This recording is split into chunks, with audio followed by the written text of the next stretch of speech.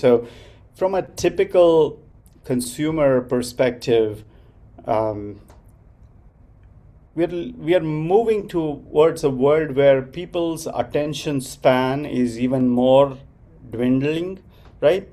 Um, and so we coined the word micro engagement a decade ago to define this attention deficit that humans were rather demonstrating here, right? If I were to call you or send you a long piece of information, you have less appetite and less interest and intent to consume that.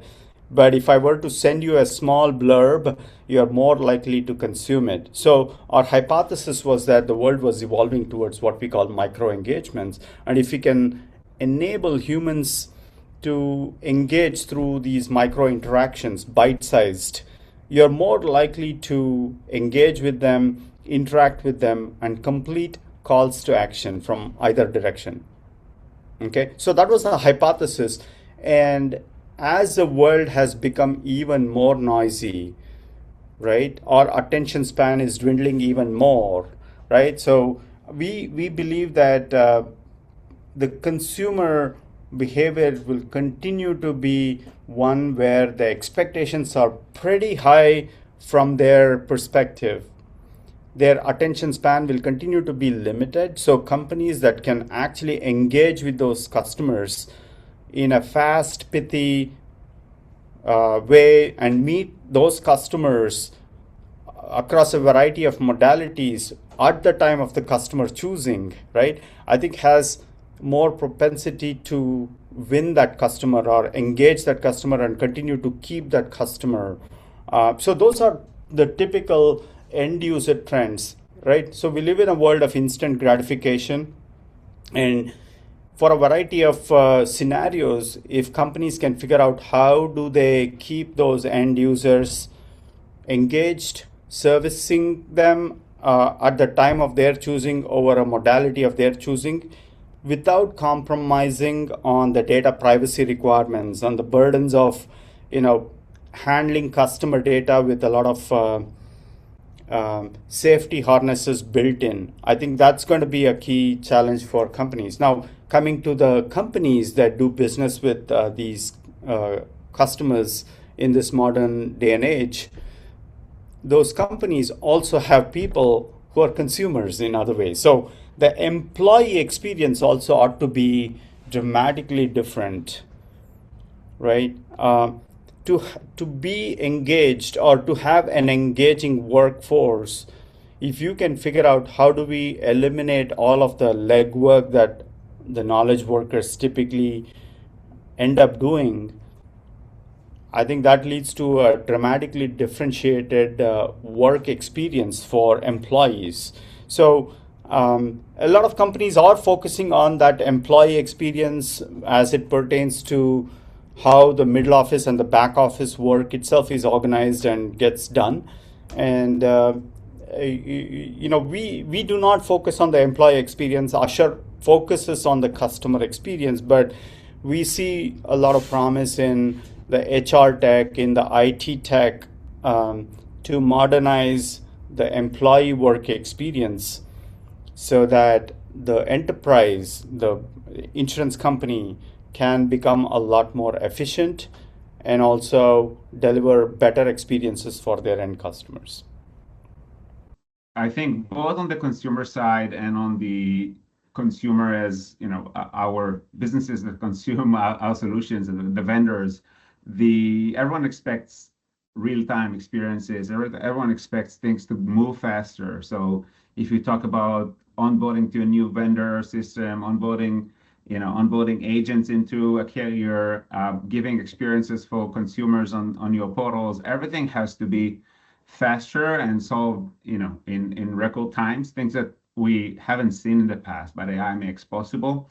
I think the other thing is that a lot of the carriers and MGA will start looking at implementation projects more of like a solution solving a problem and more in measurable ROIs. So they'll need to look at the outcome, and a lot of those, expectations would be like, what is this what is this solution going to help me with an outcome? Like, how do I measure this in terms of revenue that comes back at the end?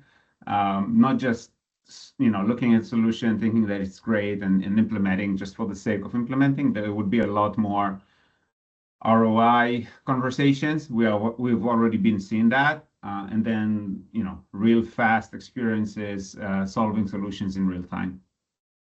So I'm a qualified actuary. So I read this during my exam preparation that insurance is a push product.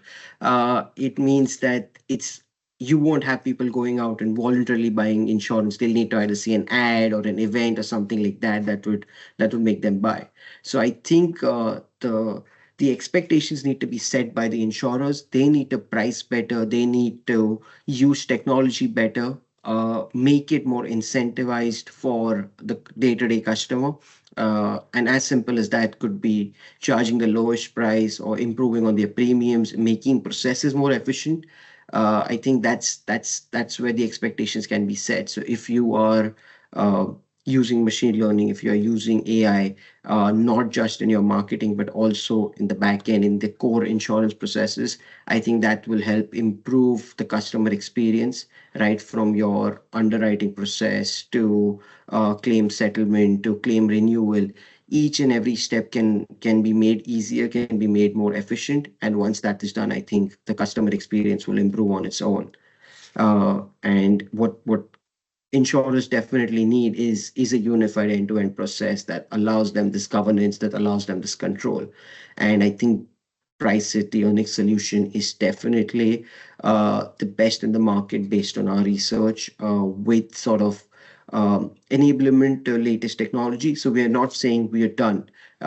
It's going to be a work in progress for the foreseeable future. We're trying to adapt as soon as possible. It is market ready today, and it also provides you with, for the lack of a better word and a pure pun, insurance for the future, because it will keep improving over time with market changes. So that's my take on it.